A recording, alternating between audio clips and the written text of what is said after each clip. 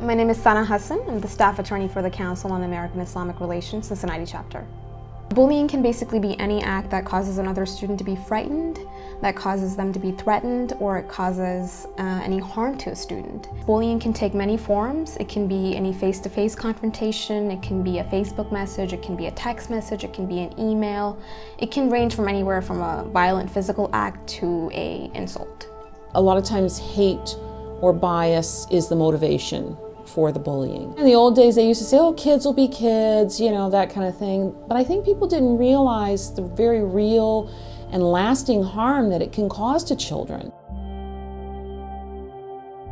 There was a young man not too long ago, a high school student, who was being bullied at school, and the parents went and complained to the school, and the school moved the bully out of the victim's classroom so that they weren't going to be in the same class anymore.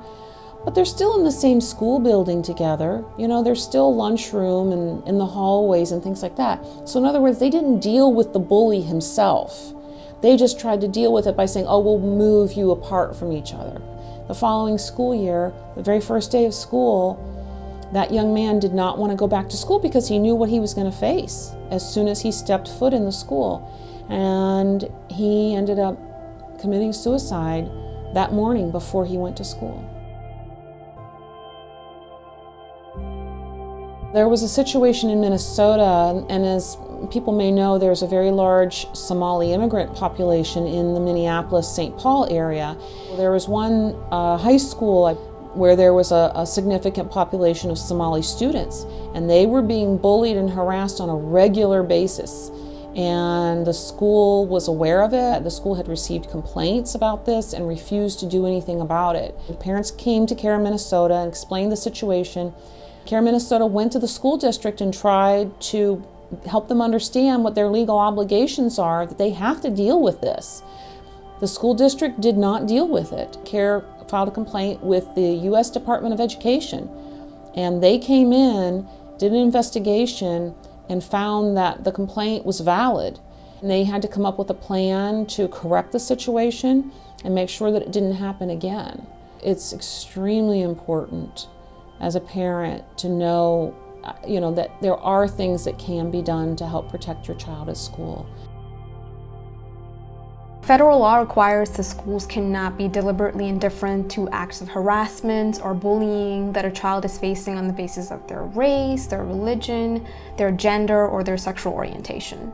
If you find out that your child has been a victim of bullying, you want to make sure that you contact the school immediately. You want to check the school's policy on bullying and make sure that the school is following it. Document any communication that you've had with the school administration. Ask the school and follow up with them to see how they're addressing the bullying situation. And if the situation is continuing, then you want to let the school know.